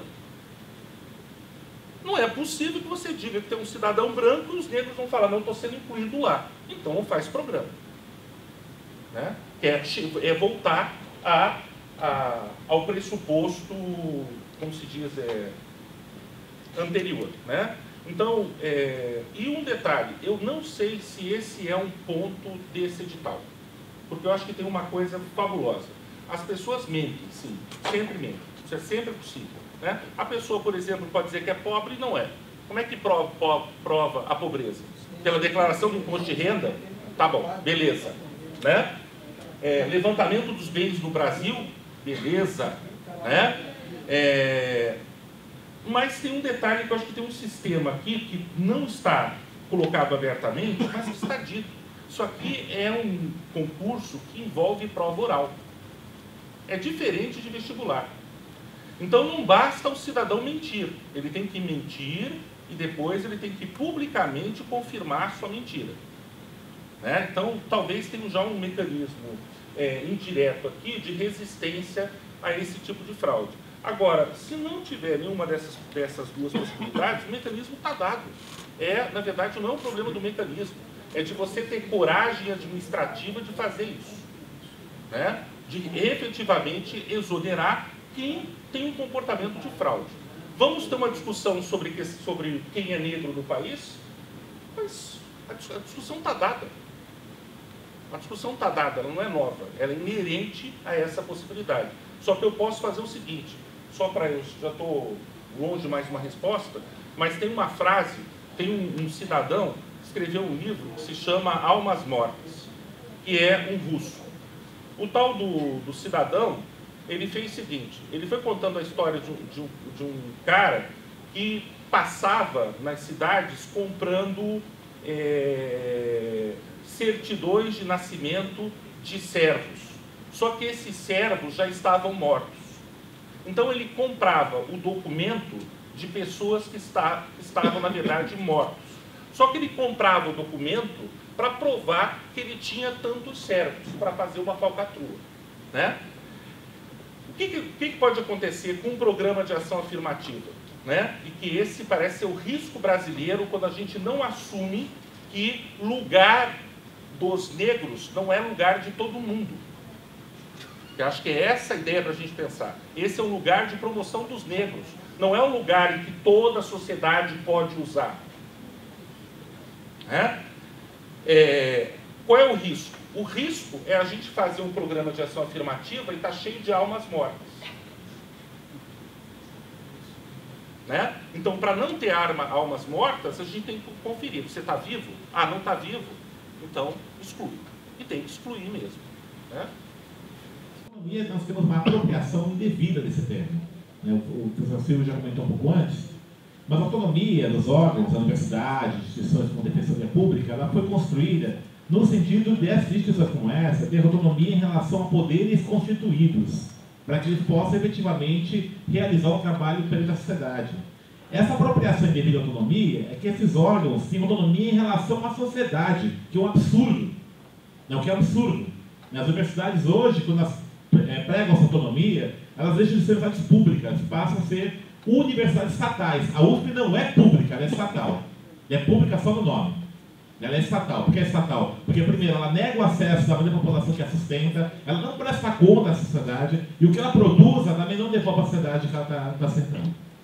É isso que essa autonomia deturpada se coloca. Assim como outros órgãos, a autonomia do judiciário e de outros poderes. Né? Essa configuração de um Estado, nós falamos disso na nossa fala, de um Estado que se coloca não a serviço de, mas acima da sociedade. Então, acho que essa autonomia é interessante de refletir um pouquinho mais. O que significa efetivamente essa autonomia? Que significado que tem quando ela é evocada para negar políticas de inclusão e de ação afirmativa? Na segunda coisa, eu queria pegar um pouco dessa discussão, que eu estava lendo uma entrevista do professor Karim Guilherme na revista Fórum, que eu acho muito interessante, né? Que toda vez que a gente propõe uma política de inclusão, vem os problemas para implementar isso. E aí os problemas. Ah, vai ter mais racismo, aí os erros, o cara que se autodeclara como branco, tudo isso, né? Olha, toda política pública tem problema, a Bolsa Família tem problema de fraude também, tem? Não é por causa disso que vai implementar o Bolsa Família. Né? A escola pública tem problema também, todos têm. Por que quando vai discutir política de ação afirmativa, os problemas vêm no início? Né? Eu concordo com o professor Wander, exatamente, implementa, depois a gente vê o que acontece. Implementa o problema. Né? Quer dizer, você já antecipar problemas antes da implementação, já coloca aquela coisa que não vai dar certo, vai dar algo complicado, problema. Nem implementou ainda, você quer implementou. E já se traz os problemas disso. Né? Acho que nós temos que pensar, refletir sobre tudo isso, mas isso não pode ser um óbvio para que você implemente problemas. Implemente o programa, a gente vai discutir depois, né? Racismo contra cotista, já tem o racismo já. Eu prefiro 1000 vezes que tenha racismo contra cotista, mas ele aqui dentro, do que racismo contra ele lá fora. É muito melhor. Eu prefiro que os jovens negros sejam discriminados na universidade do que fora da universidade. Tudo bem, mas a discriminação vai ter, só que ele está se formando. Ele está na USP, está no Unicamp. Ótimo. Eu garanto que na pesquisa, com todos os jovens negros vão preferir isso. Legal. Eu quero ver o preconceito para dentro da USP, não fora. Chorar em Paris em vez de no Piauí. Exatamente. Exatamente. Chorar em Paris e não só em Capão Redondo. Não só em Capão Redondo. Então eu acho que essa questão do racismo contra cotista é um argumento que é bem como se não tivesse racismo fora, sem cotista. Né? Esse é outro elemento que a gente tem que começar também a bater, né, contra isso. Né?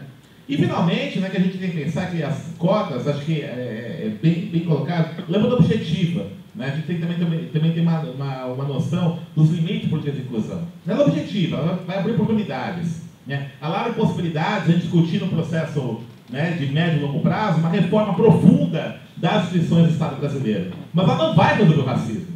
Porque o racismo ele é estruturante da sociedade de classes. A gente tem que começar a ter um pouco essa noção. Né? Não vai resolver o racismo. Não vai, pelo contrário, né? Ele vai apresentar novos problemas, esse racismo vai se modular, vai apresentar de outras formas. Nós estamos criando condições mais favoráveis para enfrentar o racismo e transformar a sociedade brasileira. Mas não que cota, seja onde for, 10, 20, 30, 50%, 100% seja, vai resolver o racismo. Racismo é questão de, tá ligado ao quê? A sociedade de classe capitalista brasileira. A história do Brasil está colocada nisso. E se é uma reforma profunda, eu digo profunda mesmo, uma refundação do Estado brasileiro, você efetivamente não vai resolver esse problema. Né? Respondendo a pergunta, né, a Unesp já adotou cotas.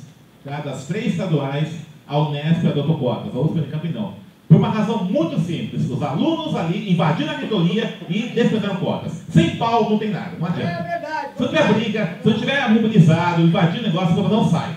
Tá? Com essa ação dos alunos da Unesp, desprezaram cotas. A USP, enquanto invadiu a reitoria, mais estabelecendo reitor para outras coisas. Mas se não tiver uma ação do movimento social de negros, as coisas não andam. A gente constrói argumentos, nós estamos aqui fazendo isso e tal, mas se a gente não estiver na rua pressionando, as coisas não andam. Tá? Porque no Brasil é uma coisa interessante, né? Fala-se bastante no Brasil, uma frase que eu acho bastante complicada. No Brasil tem lei que pega e lei que não pega. Tá? Essa verdade ela é parcial. A lei que pega é a lei que privilegia o capital, o patrimônio. A lei que não pega é a lei que privilegia a sociedade. Então, se a gente não brigar para mudar essa lógica, a coisa não anda. Tá? Obrigado. Quero só ratificar algo que eu disse logo no início.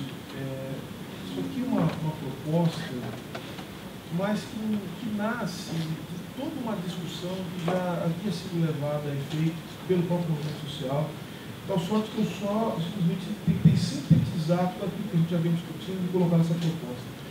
Sem dúvida, todas as indagações que foram colocadas aqui, elas têm que ser discutidas, nós temos que pensar como incluir.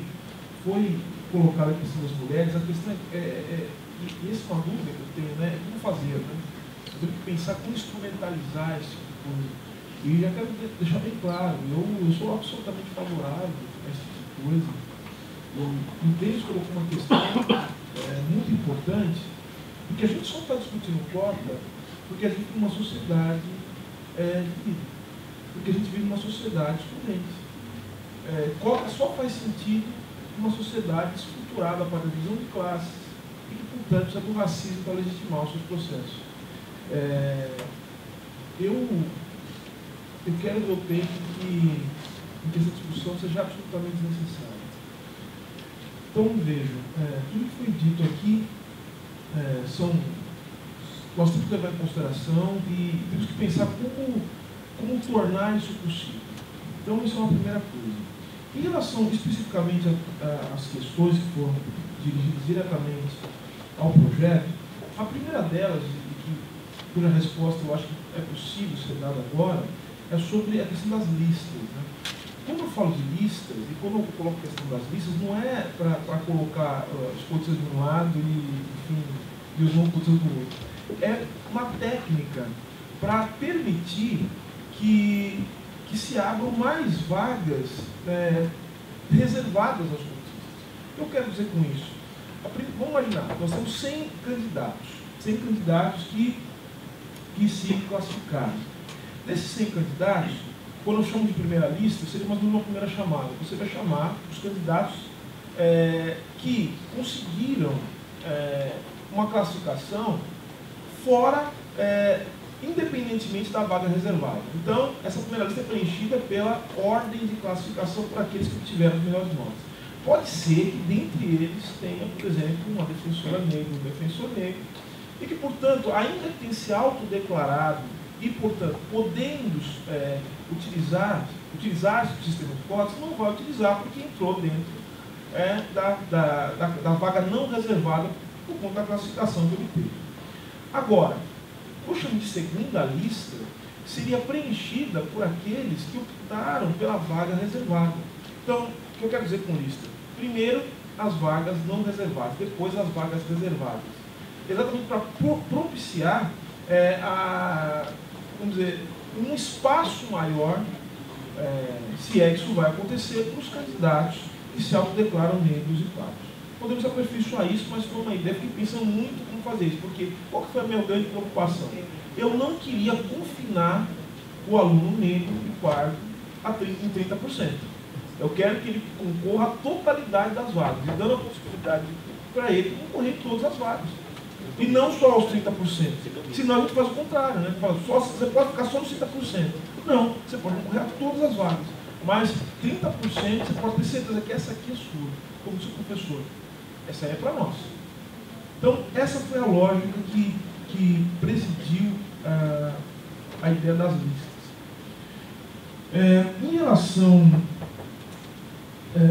ao que foi colocado aqui também sobre autodeclaração antes da prova, né? A autodeclaração já está prevista. A gente coloca no artigo 4, parágrafo 1º, a autodeclaração ela é feita no momento da inscrição.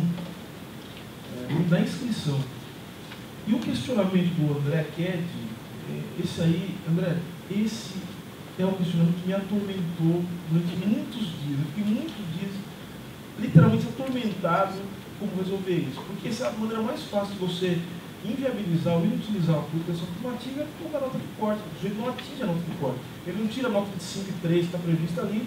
Veja, aí se diz, nenhuma atingiu a nota mínima. Mas como é que a gente trabalha sem nota mínima também? Então eu fiquei falando, bom, vamos abaixar essa nota de corte para o estudante cotista, mas abaixar para quanto? Eu não sei. Então eu teria que saber, eu teria que ter mais ou menos uma experiência ligada ao que acontece dentro da defensoria.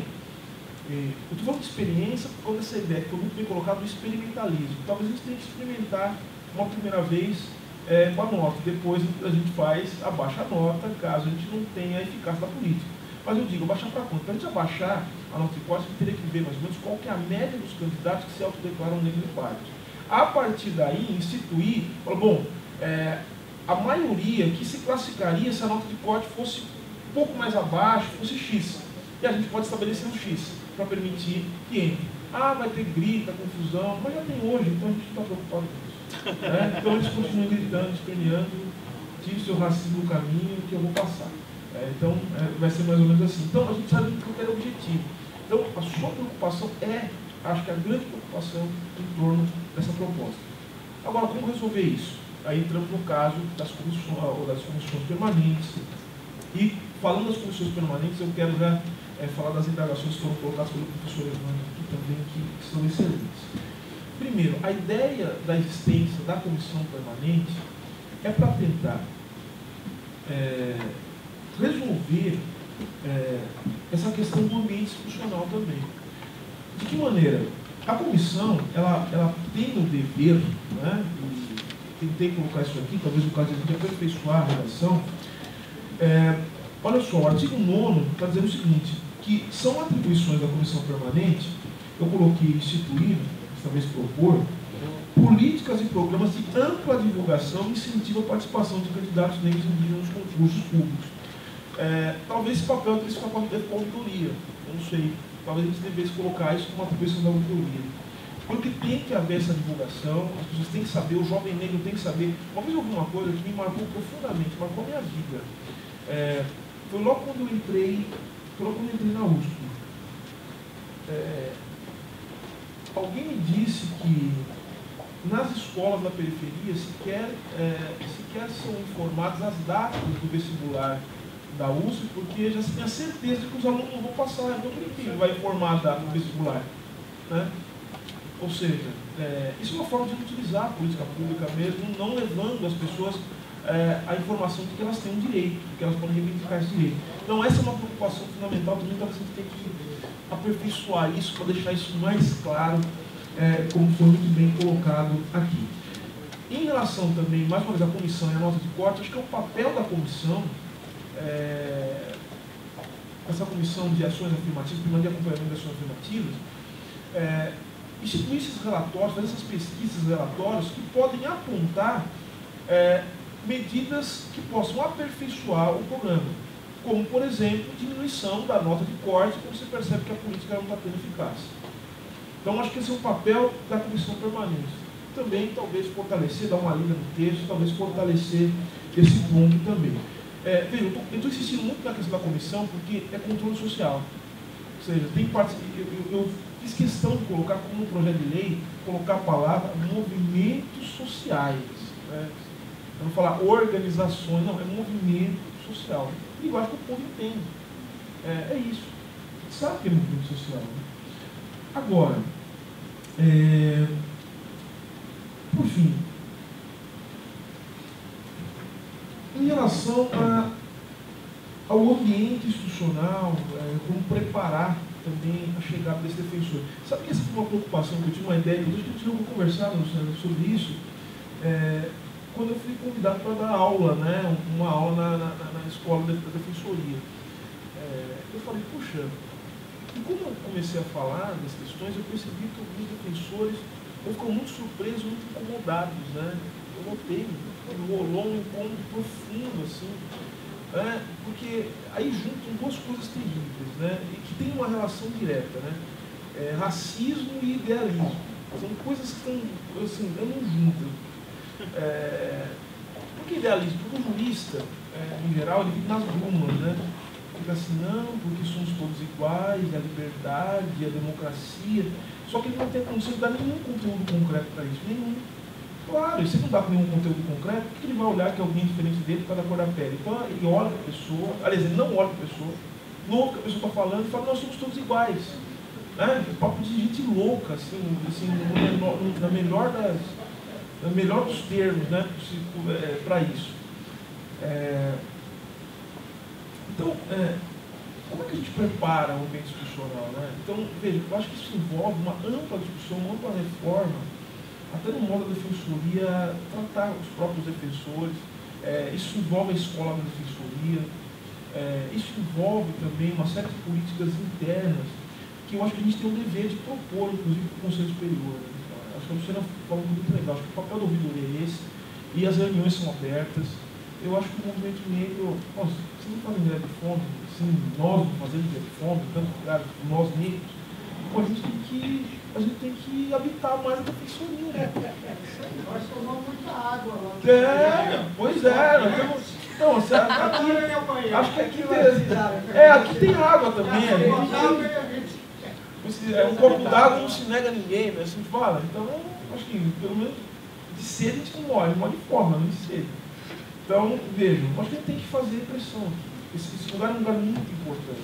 A gente só está falando desses lugares aqui dentro, dessas coisas aqui dentro da defensoria, porque a defensoria se constitui realmente, se a gente pode acreditar isso, um último bastião, assim, do mínimo de democracia que pode haver numa sociedade como essa. Acho que a defensoria se abre para isso. Diferentemente, eu estou falando aqui na frente de um luminar aqui do Ministério Público Paulista, que é o nosso grande o doutor, professor Antônio Visconti, que está aqui. Ele sabe, o Ministério Público é complicadíssimo. Bom, estou matando negros na periferia, o Ministério Público não faz absolutamente nada. E o Judiciário, aos costumes, né? É isso. Nada. E a magistratura, então, ou seja, é o Olimpo. Vive num outro mundo, é uma outra realidade, não sabe o que isso significa. E a advocacia também não é diferente. Veja a OAB, né? A OAB faz campanhas contra o aumento do IPTU e tantas coisas, mas é incapaz de falar sobre genocídio da população negra. Eu sou advogado. Então, notem que há uma cegueira institucional que eu acho que a Defensoria Pública ela pode, com isso tudo, com o que nós estamos fazendo aqui hoje, pode ser um pontapé inicial para mudar um pouco essa estrutura, essa cultura. E, por fim, quero fazer um comentário sobre o que disse o professor Mendes, como toda vez que se trata de falar de ação afirmativa, os problemas vêm na frente, né? E aqui já surgiu isso, né? Perceberam? A gente mal começou a falar dessa questão, já estamos pensando na inconstitucionalidade da proposta. O que é isso? É o mesmo, porque senão retalho. Inclusive, como o doutor falou, vamos implantar, mas aí temos o exemplo de São Paulo. Vamos implantar. E não querem nem saber de falar em cotas, colocar metas, implanta. Está lá o governo mandando para 2014. É isso, vocês entenderam? Então, como antes. Só que assim, não entenderam. O maior problema não é a proposta. O maior problema somos nós. E nós sempre vamos estar na frente. Esse é o problema. Essa é a questão fundamental. Então, se eles vão colocar um problema na frente, nós vamos nos tornar um problema, porque a gente não vai sair daqui. A gente vai ficar aqui. A gente vai sentar aqui. A gente vai na reunião do conselho. E eles vão ter que fazer alguma coisa. Eles vão ter que fazer alguma coisa. É impossível que eles não façam alguma coisa. É só com luta que a gente consegue mudar. Gente, muito obrigado a todos. Tchau. E eu acho que realmente, assim, essa é uma questão que até nós, a própria equipe do núcleo, se coloca, né? Como nos capacitar nessas questões, porque realmente você saber qual é a realidade de um negro sendo negro e a realidade de um negro sendo branco são duas visões totalmente diferentes, né? Então, a gente tem a preocupação, primeiro, de nos autocapacitar. Então, eu assumi faz cerca de 1 ano e meio a coordenação do núcleo. Nas semanas seguintes, eu fui buscar fazer cursos sobre relações étnico-raciais para procurar me aprofundar nessa questão mesmo. Porque, já que eu não posso sentir na prática o que é ser negro, então que pelo menos eu ouço experiências concretas do que é ser negro na periferia, no trabalho, na escola, né? E lá no núcleo a gente também ouve diariamente essas experiências. E o que eu queria assim também colocar é que eu acho que tudo a gente tem que construir de forma conjunta, né? E acho assim, a Defensoria ela tem vários canais institucionais de participação social, então tem um momento aberto, tem ouvidoria, e os núcleos, e o núcleo de combate à discriminação também é um canal de participação direto, né? E lá a gente fica assim, das 9 às 18 horas, atendendo, inclusive no núcleo de combate à discriminação, ao contrário dos outros, a gente faz atendimentos individuais também, e não precisa nem marcar hora, assim, é só chegar e falar, olha, eu estou sentindo que está acontecendo esse problema, está acontecendo, a gente precisa de tal e tal medida, e a gente está assim, em constante diálogo, né? O Boris está aqui, ele chega lá, bate na porta, trouxe essa demanda aqui, e a gente vai fazendo as coisas em conjunto, em constante diálogo, assim. Eu acho que tem que ter essa troca mútua, né? Tem que ter essa apropriação também do movimento, desses mecanismos. Se a gente não está lá, que muitas vezes a gente está fazendo alguma palestra, alguma coisa fora, a gente fala, olha, vem amanhã, tal horário, a resposta é imediata, né, para aquela questão. A gente não fica dentro do gabinete lá, até que a gente não tem um gabinete, né? É tudo junto e misturado ali mesmo. E a resolução é imediata, em constante diálogo mesmo. E uma coisa que a gente, agora em março, entrou a coordenadora auxiliar.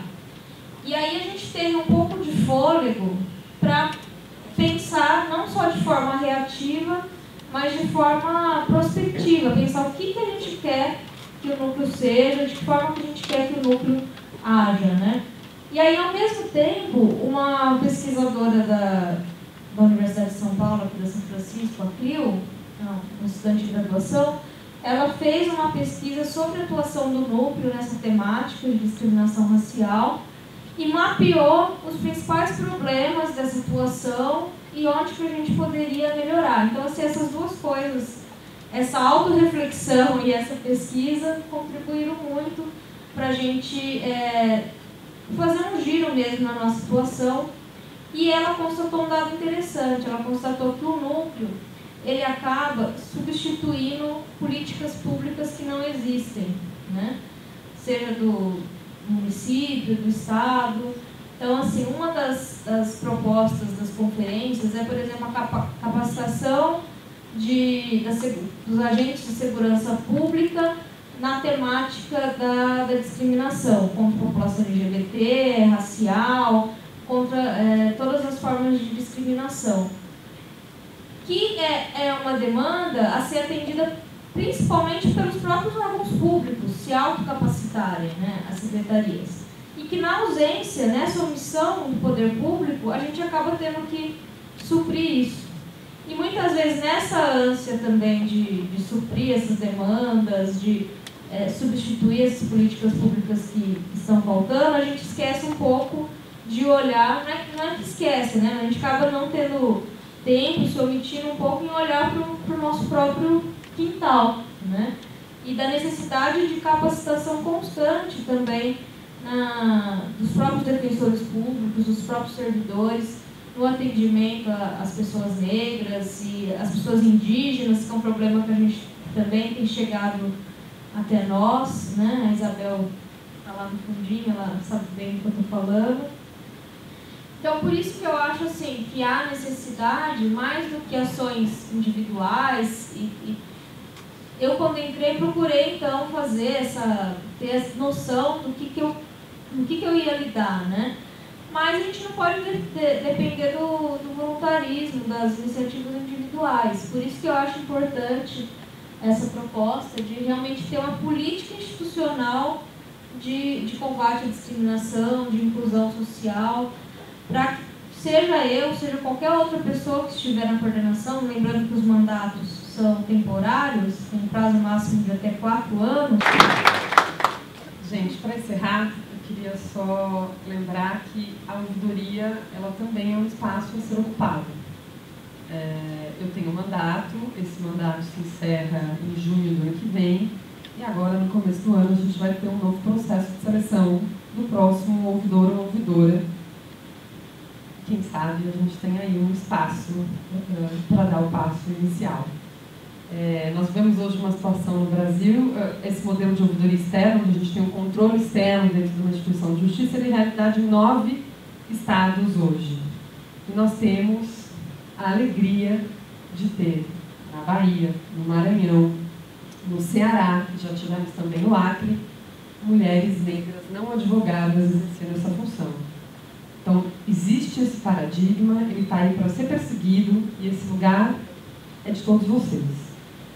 Nós vamos ter uma primeira conversa sobre isso no dia 2 de dezembro, às 14 horas, no Conselho que elabora a lista tríplice, que fica na rua Antônio de Godoy 122, mas pode mandar um e-mail para a ouvidoria que a gente passa todos os detalhes certinhos, para fazer uma análise de conjuntura e pensar esse processo de sucessão. Eu queria só deixar esse chamado para que a gente também olhe para a ouvidoria como lugar a ser ocupado. Só antes de encerrar, mais uma vez agradecendo a todo mundo, mas especialmente pela dedicação e parceria. Claro, claro. Já que eu fui citado, olha, eu acho que a Defensoria está tomando uma iniciativa de um valor extraordinário. Acho que nem imaginam a importância do passo que começa a ser dado aqui. Eu sempre tive um grande respeito, desde o tempo da Procuradoria da Ciência Judiciária, e para mostrar que isso não é só retórica, eu acho um absurdo. Aquele que acusa o pobre ganha X, e aquele que defende o pobre ganha 1/3 de X. E aquele que defende o rico ganha 10, 20, 30X. De maneira que esse é um passo muito... Eu fiquei estarrecido. Na semana passada, eu li um artigo ali na Folha, doutora Ana Luísa Plausílio. Ela denunciava esse genocídio contra a juventude negra. Ela... Na segunda-feira, um tenente-coronel chamado Aloysio Paes Souza dizia que matar o delinquente real ou suposto é do dia a dia da polícia militar, que eles não conseguem trabalhar sem esse instrumento.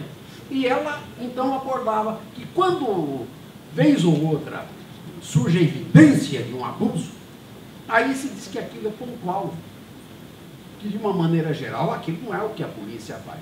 Pois bem, eu fiquei prestando atenção nos 2 dias a seguir. Não houve nenhuma carta de leitor, nem para apoiar, nem para contestar. Porque ela dizia que isso se passa diante de uma grande indiferença social. Está aí a prova. De modo que eu espero que a Defensoria continue nesse caminho. O meu sonho é que um dia desse a Defensoria entre com uma ação civil pública, exigindo do Ministério Público, do Poder Judiciário, da Polícia Civil, da Polícia Militar, que lá também haja cotas.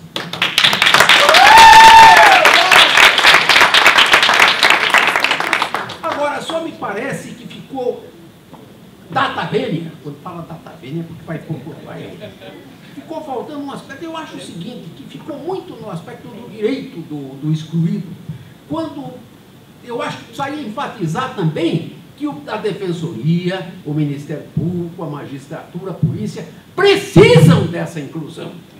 Não vão nunca desempenhar a sua tarefa se continuar prevalecendo no concurso aquilo que ele chama de patrocínio. Bom, já falei demais, desculpe, muito obrigado.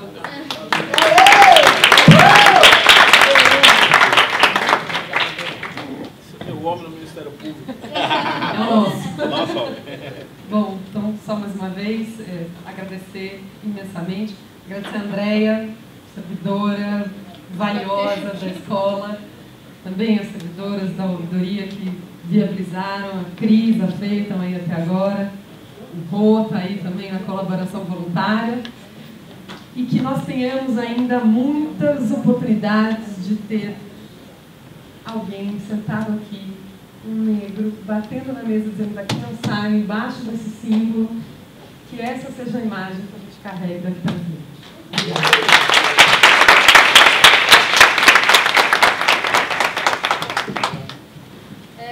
Eu só queria assim, enfatizar a necessidade de que esse momento não termine hoje. A gente tem uma grande luta aí pela frente, com vários passos difíceis a serem dados, né? Porque aqui já ficou bastante explícito o que vai ser difícil a luta, e a gente precisa da presença de vocês, de poder contar com que essa caminhada seja feita junto com vocês.